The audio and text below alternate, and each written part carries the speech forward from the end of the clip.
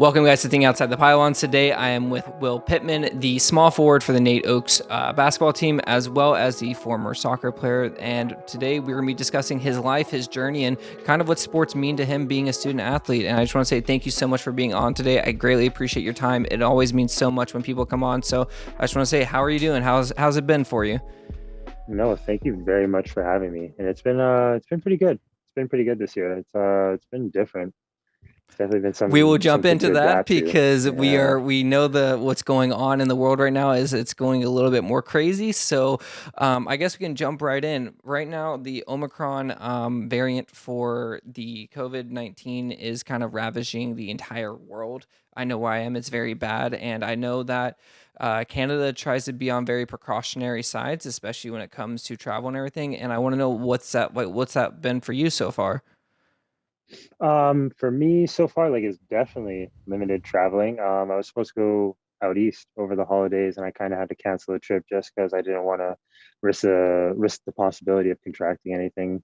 Having, scare my teammates, me getting in and trying to go around them or practicing near them or anything like that. So I just didn't risk it at all.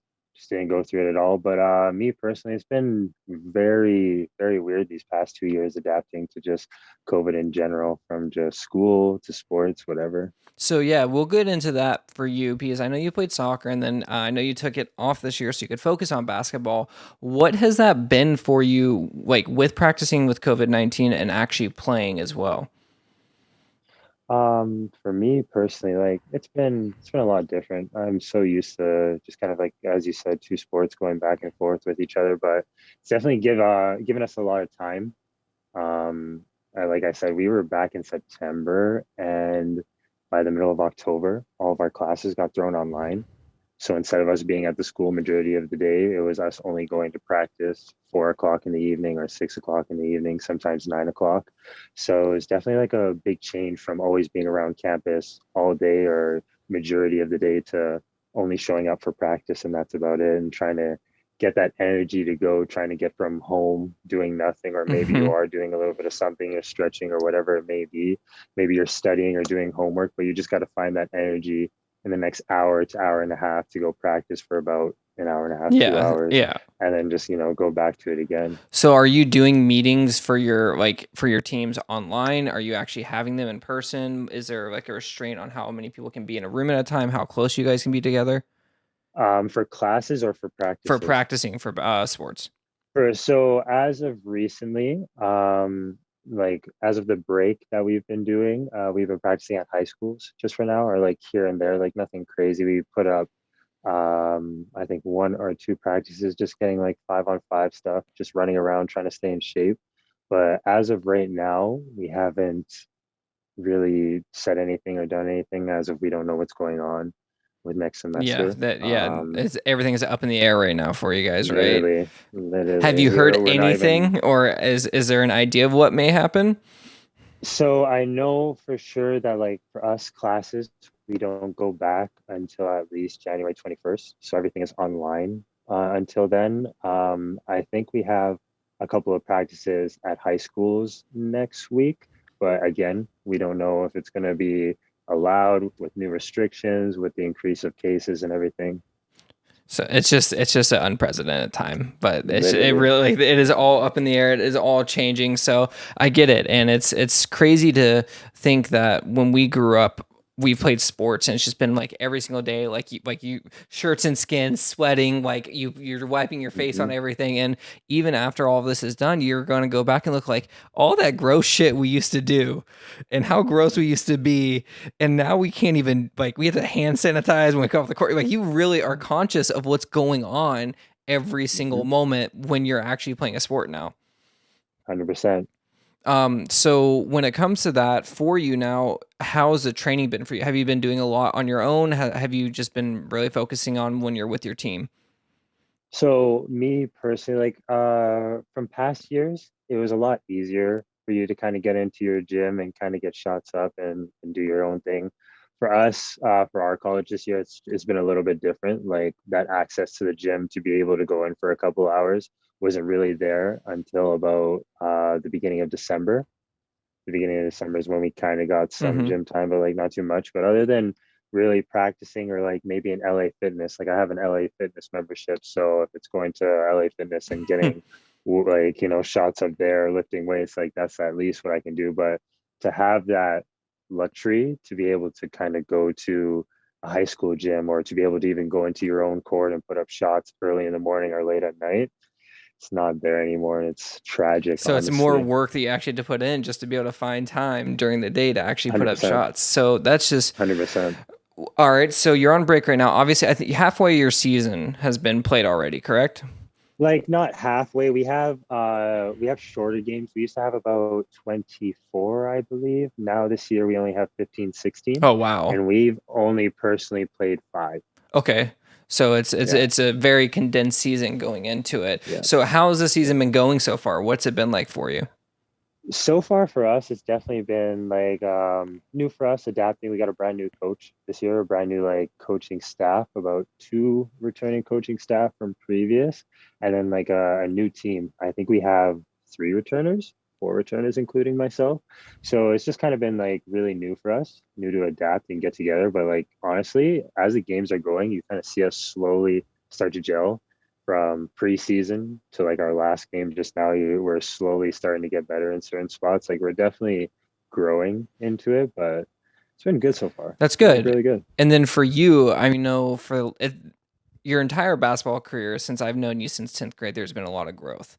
Because for you, Hmm. when I saw you playing basketball, you were not a shooter.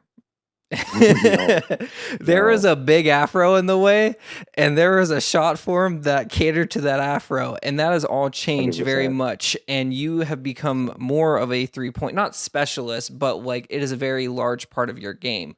What was that like for you to really change that aspect of your game to go from someone that was more of a slasher that always had the height, had the athleticism, to now someone that can actually pull up and take those shots when needed? Honestly, it's funny that you say that. It was just like a big confidence thing for me. Like you said, growing up, I was always told to slash, get to the bucket. Like if I took a shot, I was getting pulled off. If that didn't go in, like I was getting pulled off the very next play, kind of thing. So going into college, when I got my college offer to Concordia, I kind of knew I kind of had to up my game a little bit. I couldn't be that slasher. I felt like everybody had somewhat of a slasher and some guy who attacked the basket. So I kind of had to bring a little bit more variety and add a little bit more to my game. So I definitely reached out to a lot of people like locally, Jeff Sampson, Garrett Perry, like a lot of people just to help me fix my form. And from there, it was just repetition, repetition, repetition to slowly getting the confidence. And like you said, I wouldn't even call myself a 3 point specialist, but I will say my shot has come a long way from high school, like even a just long even way. just pictures of it in the form that it is now, it is very Yeah. different from what it used to Yeah. be. So Yeah. coming out of high school, then were there any offers, or was it just the work they had to put in to get an opportunity? So it was funny because later on, like 2, 3 years into my college career, I was told by somebody that there was colleges that were looking for me or who had known about me, but I had zero idea. I guess you're not allowed to be approached during your season and like other things like that. So I guess I didn't really know about anybody else. So when I went to Concordia and just got that offer from the ID camp right at the beginning, it was like the only thing that I had gotten. I knew I wanted to take post secondary, so I was like, you know what? That's just something that I'm going to go to. That's just something I know I want to do. So why not go somewhere where somebody wants me to play for them? So yeah. That's awesome. So you start with Concordia. What's that like for you with school and sports? What's that? Did you play both sports there, or was it just basketball while you were there? So my very first year, I played soccer and basketball. Soccer, we were 1 point shy of provincials. It was a tough season. That was a season I'll never forget. But all in all, my experience at Concordia was good. It was a lot of growth to it. It was a lot of learning from it. When I transferred from Concordia to NAIT afterwards, I unfortunately everything didn't transfer. So like my accounting that I was in, my program that I was in, nothing really transferred over.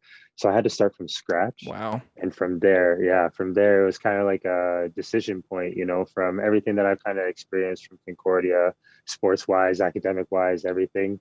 When I got to NAIT and I heard that, you're basically starting from scratch, it was kind of like, okay, like, do you want to keep going or is this it? Is this just, we just call it? And even like the first year or two at NAIT was a little rough. I still didn't know if I wanted to do school or not. Bouncing back from just working, school, and then it was kind of just one point where I was like, you know what, let's just get into this. Like, let's actually just do this and finish this. I've seen a reoccurring theme as I talk to people when it comes to athletes and sports is that every single person reaches a crossroads when you get to the Mm-hmm. next level, and it's there's a choice. It's, do I keep pushing through, or do I focus on just being the best student I can be? And it's a hard decision. It is a very Mm-hmm. weighing conversation, because when you think about it, you have someone that's going through this opportunity. You give up your life for sports in post-secondary. There is no way around it. You aren't with your friends as much as you want to be. You can't make money the way you want to be able to make money. It is a true sacrifice. So when you're looking at trying to become a two-sport athlete at that, and at the same time go to school and try to have a work/social life, you don't, like I've always said, you don't have enough time in the day for it. You have Mm-hmm. to be awake 24 hours of the day, and you won't function. So Mm-hmm. I can understand that when you get there. What was the motivation to want to keep pushing through sports? What was the motivation that made you want to keep staying with it? I would say for me, kind of the thing that I tell everybody was sports for me was really a release. It's like you said, like you don't really have like that much of a social life, that much of an outgoing life. You can't really have a full-time work schedule. You can't be making money during the year, especially if you're playing two sports, let alone one. Mhm. Like one sport is a lot of time, but like two sports, you really don't have that much time to do anything. So for me personally, like where I found the enjoyment out of it was 2 hours during the day where like nothing else mattered. It was just what you were doing at that time, at that point. And I've heard from a lot of people like who have gone through either career injuries or they were never able to go that far because they chose a different route or something else happened, just something enabling them from continuing. And I've just heard how much they'd be grateful if they could, play one more year, play their fifth year, play their fourth year. So it was a little bit of that kind of also pushed me towards, knowing there's people that's in, less of a position that I'm in that would rather be in the position that I'm in playing and such. And just kind of gave me more motivation to actually, keep going. And that's actually a really great point too, because when it comes to college athletes, it's like, I forgot the percentage. It's a very low percentage of high school athletes get to go to college. I think it's under 1% in the United States. Mm-hmm. But when you get to the level of post-secondary, when it comes to organized sports, you are playing on truly borrowed time. Like you've already reached that point. You've gone further than most people. And if you're getting financial aid or whatever it is for your sport in school, that's great. But like, you're already doing something that a majority of people would love to do and don't have the opportunity. So it is truly a blessing when you can realize that, and you can take that and just have fun with it, right? And that's could be why 100%. you didn't realize people were looking at you Concordia, because you were just balling, right? You were just going out, you were just playing Mm-hmm. the sport. You weren't focused on anyone looking at you. You weren't focused. Like, you were working on getting better every single day and knowing what you had and had the opportunity to play the sport. Mm-hmm. So that is just very important. Now, I do have a question. How many years have you played? I know past year you haven't, but how many years did you play soccer and basketball? So, a total of my playing career. So, I played my first year soccer and basketball. My second year, I only played about a half year of basketball at Concordia. And then I had transferred to NAIT, just academic issues again from transferring, not having everything transferred over. So, basically playing catch up. I came back in 2019, I believe, and played another half season. And then after that, it would have been. Geez, it's so like, see, It's so it's trying to confusing, trying to right? remember this. Transferring It's it, so confusing. like we Like all trying have to our remember different the whole journeys. playing career. Like literally, it's always so. I believe it was second year Concordia, third year I transferred, or it was I played another half year with Concordia and then transferred. But I believe it was 2019. I came to NAIT, yes, transferred, played my third year at 2019. Gosh, so I will crazy tell ago. you, your stats say 2019, 2020 were your years for soccer and Yeah, basketball. So I yeah. obviously doing a little research beforehand, so I don't sound so stupid when I get on here. Mhm. um, so what was is the soccer season before your basketball season, or is it vice Yeah, versa? So what was that yeah. transition like going from soccer into basketball for you? So for us, it was like for me, I don't know. I was kind of used to it, Were so I there was any already other playing. players with you? Sorry, that actually like would play soccer and basketball.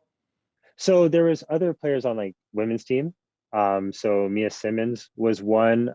This year was Tony Burst. Like there's people on other teams, volleyball or women's soccer or something that do two sports, but I've never had somebody on basketball with me that has done basketball and soccer.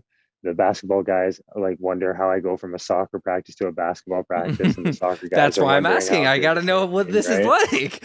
Right. So for me, like it was kind of, I don't know, it was something I missed. Honestly, it was an easy transition to go from outdoor soccer with your club team or whoever it was playing at the time. We'd start preseason for men's soccer, for college soccer about middle of July, early August. We're already in our preseason camp. By the middle to end of August, you're also starting your basketball preseason now, and Dang. everything's just kind of flowing from the beginning of August. So for me personally, it was like how I got in shape from the summer, whether I was working and I wasn't playing sports as much, or I was just off with my friends doing events or just whatever kind of thing. It was always that time, the middle of July, beginning of August. Like I knew that's when I was going to get my butt kicked. I was going to get back into shape. And then by September, I was just kind of rolling into it and everything was just easy at that point. So you truly had time flying at that point. You literally didn't Like even like 100%. like your day was just out of nowhere just over and the weekend would be there. Was there 100%. any issues for you at all, or was it just a clean transition? No, 100%. Like coaches with practice times, being at practice, sometimes just being too sore from a practice, I may have to miss half of one, or I just take a practice off. And sometimes we might be running a play. I may miss it that day, and I have to be re-explained. To just stuff coaches didn't like for that reason. Mm-hmm. For me personally, like I felt I didn't miss too much. Like I felt like it was easy transition for me, but it was a lot, 100%. It was going from a practice to another practice. And then, especially if I was on a men's league team, then going from a practice to a game. So sometimes doing three activities all in one day. And it was just from 4 o'clock to 10 p.m., 11 p.m. I'm just booked up with sports. That's awesome that hey, you get to Yeah. live your dream, right? Did you ever feel like it hurt you at all, like missing those times? Did a coach ever say anything to you that hey, like you need to be here more, or is that kind of like the reason this year why you're only focused on basketball? 100%. Like if a coach could choose to have you there, full time rather than part time, he would rather you full time. So that definitely was a big influence on me only choosing basketball this year. I know my coach had expressed that he would prefer me to choose one sport just so I can dedicate my time fully. And with soccer only being 2 months and basketball being five, six sometimes, depending on how you look at it, it was just a no brainer for me to choose basketball and devote my time to something that was for more. Which sport do you love more?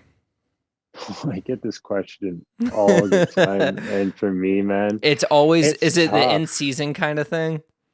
It's really like an NC. It's really is tough for me because it's so true. There'll be times when I'm playing basketball and I'm like, man, I'd really rather play soccer. And then I'll be on the soccer field and man, I'd rather be shooting hoops inside a gym instead of out here. For me personally, I grew up playing soccer since I was 5. I only picked up basketball when I was 12, 14. I think. So soccer for me was like a love from the start. So 100% probably soccer. So I know, like, obviously you played club in Edmonton. You played for UV, right? That's Mhm. why it's on your wall behind you, which is fair. 100%. That's why. 100%. Do you represent the Italian team still to this day, or? I do watch like quite a bit of like Serie A. I do have like the Zone or DAZN or Mm-hmm. however you pronounce it. Yeah, Like I yeah, do yeah. watch that whenever I can catch EPL or just like Serie A games. So I do keep up with like Italian and English Premier League. Those are probably like the two that I consistently keep up with. Nice. So Mhm. now I understand how you feel about like not like switching your loves because I follow every sport, right? I care about every single sport, and main ones for me are truly football, baseball, and basketball. Those are my three, and it really Mhm. just depends on the day of what I'm feeling or Yeah, what season I'm in. Is like, hey, like I need to talk about this or I care about this more. So it is like if you just love sports and you just love being active and you're out there, it's just you enjoy every single moment of it. So, literally. like, it's just, it truly is crazy. Now, in high school, you did play a little bit of football and volleyball. What were those experiences like? And were there reasons why were there reasons why you didn't want to continue doing those things? No, no, like I remember my and your experience in grade 10 together, junior football team, you know. That was really what kind of sparked my love for football. Um, from the very beginning, I like my brothers played football growing up, so like that's how I had football in the family. It's not like we watched Monday Night Football. It wasn't like a religious thing for us kind of thing. It was something that my brothers did. So I thought, hey, if they did it, why not try it out? I tried out football. I really enjoyed it. I did want to go further with it. It was just a little bit of controversy with giving up basketball and soccer to pursue football, or kind of giving less time to one to another. And when I had spent more time with basketball and soccer as I did with football, I just at the time didn't see, giving up that one sport for the two I kind of grew up with. So that's my personally why I didn't kind of continue football, volleyball. For me, I kind of do it here and there recreationally, but nothing too serious. Again, it was something that I picked up in high school or junior high, actually. It was junior high, grade 9 is when I picked it up and kind of slowly fell in love with it, but it wasn't like a sport Keeps you that in was like, shape. It's a rec yeah, game. You can go. It's a lot easier to yeah, do like a pickup volleyball game sometimes than pick up basketball because you don't have 100%. to move as much, right? Basketball is tiring. You get heated in basketball real quick when you're at the gym. Yeah, yeah. So Even after one game, man. yeah, yeah, you're true. That's very true. So what are your plans now moving forward? Do you have 2 more years of eligibility in Canada? So, including this year, I have 2 years. So I'm in my fourth year right now. Okay. I'm currently into my Bachelor of Business Administration degree. So this semester, I finally finished up my classes for the diploma. So now I'm just working into the degree part. Hopefully by next year, I should have all my fourth level stuff done and be finished my degree, finish my last year, and just graduated. That's my goal is to That's graduate. amazing. I'm so focused on school, it's not even That's funny. awesome. So now, like for that's what's important, right? And if you have a good coach and a good support system, school will always come first, and sports Hmm. are always just an enjoyable thing to do after, and that's what's really Hmm. important. For sports, you had this last half basketball season, and then one more after the fact. Is that what it is? Yeah, yeah. Okay. Any goals for yourself to focus on for that whatsoever?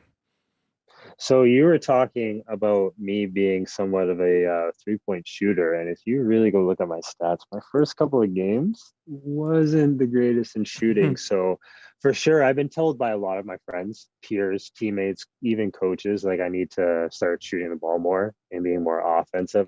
They know I can play defense.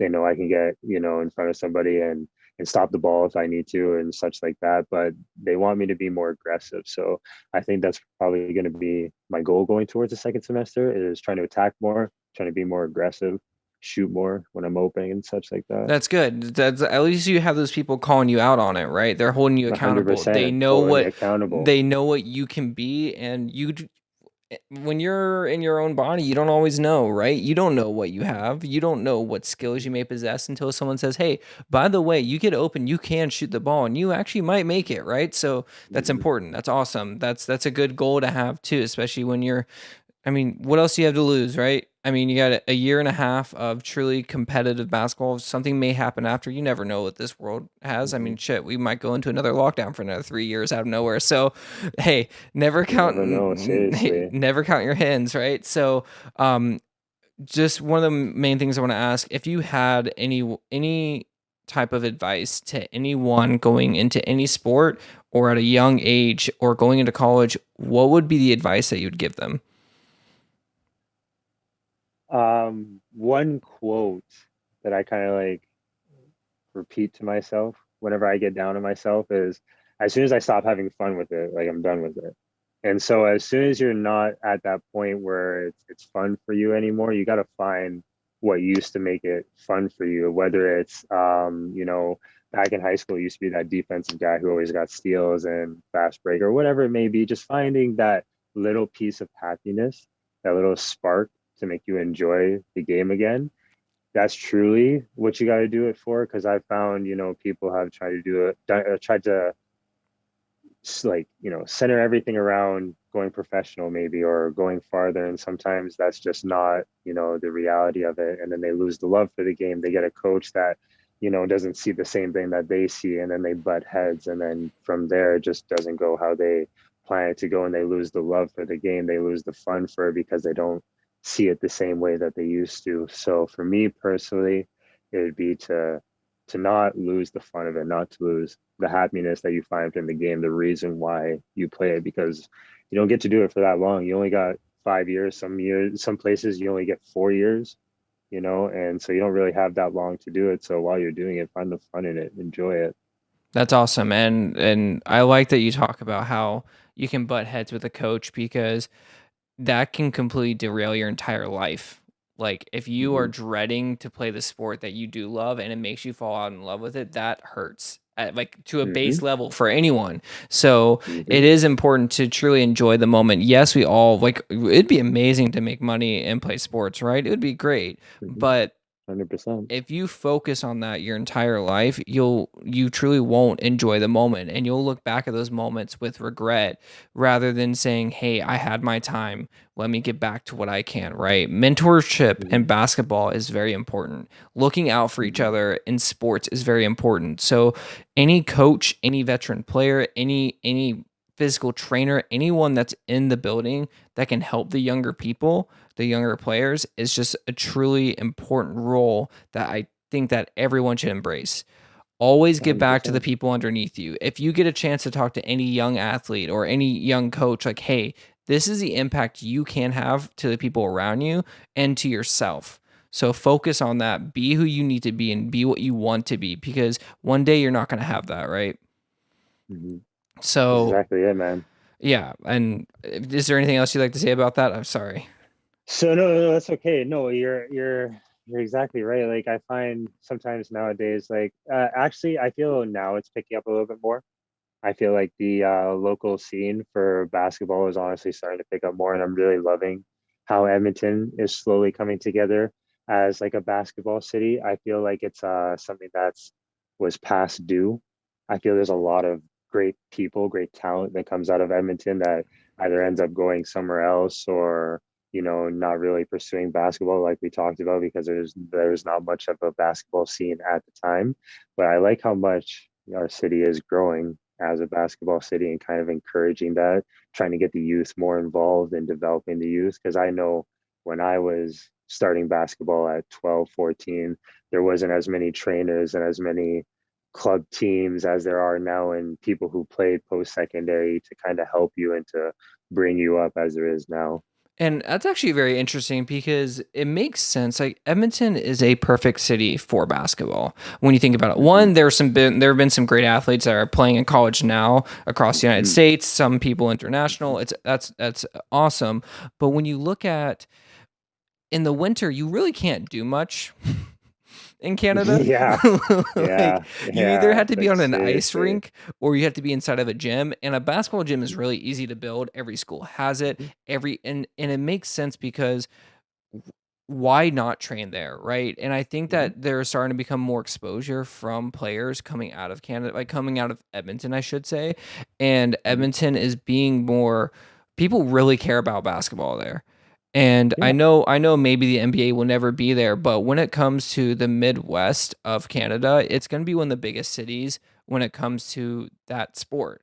I mean, Mm-hmm. truly, there's not much to do in Edmonton other than hockey Mhm, or basketball. Yes, you can play mhm, volleyball, but I mean, there's other things you can play, but it's just basketball is going to start taking over. And it does take mhm. each person to work together and be together and fight together to get that community stronger and bigger, and people will be more noticed. And hey, we might have people traveling from all over from Just to come Edmonton play here. Yep. and yes, to come there and for people to leave. And I know that I think Mhm, the Seville Center that they recently built, I think that, like when they went with the Go Center there, I think that will help having so many beautiful gyms and with a larger gym. I 100%. think that's making a massive difference. And this, I think the colleges that aren't U of A and McEwen make a difference, right? NAIT makes a Mhm, difference. The like mhm, Concordia makes it. The smaller schools that are still giving players chance are very important mhm. in that city. Not only that, I'd have to give like my shouts out to people like Good Hoops. Good Hoops are a club that like trains their kids from, U8 to all the way to U18, like a well-recognized club. You got places like Legacy, gyms that are opening up, small gyms that are trying to bring more more like, activity, more togetherness. I don't even know what's the perfect word to just kind of put it all together, but they're just trying to bring more of a community in Edmonton all around, just not like the south side, not north side. Like they're just trying to connect and bring everybody one. And where's the perfect place to do it other than on a court, as you Hmm. can see, and that's where a lot of people do come together. It doesn't matter where you're from, who you are. You guys can find a lot of similarities when you get on a court together. So I do have to say there's been a lot of people around Edmonton and Alberta too who's been really trying to bring up the basketball scene and develop it 100%. So when your time is over, whenever may that be, Mhm. what is going to be your way to giving back to the community? Or are you just going to cut yourself off and move to Alaska and never talk to anyone again? I've always said to myself, because I definitely have volunteered and assistant coached some basketball teams, some soccer teams as well. I know with my busy schedule with basketball and soccer and such that I really can't devote myself, full time to a team. So that's been, I guess, my excuse or reason why I really haven't done it yet. But me personally, I know when that time comes and my schedule kind of gets set and I just know where I am, to where, I have work whenever it is, 9 to 5, whatever it is, and I have my time afterwards to kind of get a team going or whatever it may be. I know for sure when my schedule opens up and I kind of just have, a lot more time to just focus on developing a team, developing youth, not only on the court but off the court, and just developing their overall character. I'd want to be able to devote for full time to like, be able to help them whenever, rather than just kind of being there an hour, 2 hours once a week. Hmm. I show up there, I coach, I leave, and that's really it. No real impact kind of thing. So myself, I know I want to be done sports completely and be into a set schedule. And once I'm able to really devote some time, I definitely want to get back to both soccer and basketball here. That's awesome, and that's amazing to hear that you wanna be included with. I mean, it's important. If we all gotta be able to give back, right? My Mhm. my my goal with what I'm trying to do is give back to athletes so you guys have a place to talk about who you are, because I don't think there is a good standing for athletes. People are changing, people like, I think athletes need a voice. I don't think athletes have a voice. I think that especially for student athletes, they're looked at a certain way, and I think that when it comes to athletes wanting to come back and help their community, like whether you go back to your high school or you go back to your junior high to lend a hand and be there and develop these kids, that's very important because you walked those same halls, right? You were in those same Mhm. shoes. You understood it. Mhm. And with the rapid change in sports and how accessible with social media and what people can do, we got to start looking for that. We have to start helping these kids, because if it's not the people that walked it, it can be bad influences, it can be amazing influences, but we want to be able to shape them in the right way till they get the opportunity. So I appreciate you wanting to get back to the community when you get a chance, and I'm glad that you were able to go from truly a raw, talented young kid, honestly, in your high school days to someone that is still able to play at the college level. That is very impressive. That shows true willpower and strength, and I applaud you on that. Appreciate that. You are truly an incredible athlete in everything you ever did. You were just great top to bottom gentleman. I always appreciated being around you. You're an awesome guy. You always had fun in the Appreciate room, you. but you always respected everyone. So I greatly appreciate everything that you've done, and I appreciate you being in my life and everything you've done in that as well. Appreciate you too. Appreciate this interview. Seriously. Of course, if you know anyone that would like to sit down and talk, they've had any issues, any troubles, anything they would like to get off their chest or truly talk about, send them my way because I want to be here for everyone here. This is not about me. Mhm. Cool. If you guys want to support me, that's awesome. I just honestly, I want athletes to have a chance to talk because you guys deserve to have the floor to be able to speak. No, 100%. Appreciate you. Yes, of course. Other than that, is there anything you'd like to say off before we close this out? Um, Nothing really. Like, thank you for having me on your show and taking the time to even ask these questions and choosing me personally. Like, means a lot, the kind words and everything.